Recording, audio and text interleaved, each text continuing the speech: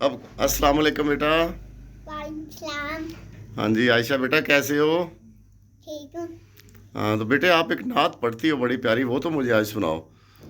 अल्लाहुम्मा सल्ली अला सय्यदिना मुहम्मदिन।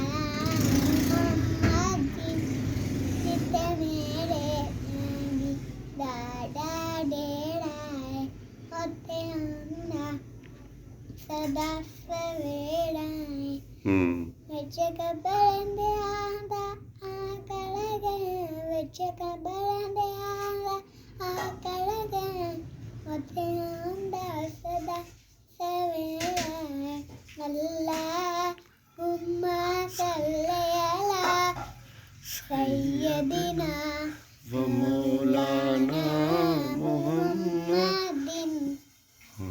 माशाल्लाह माशाल्लाह माशाल्लाह। ये मुंह में क्या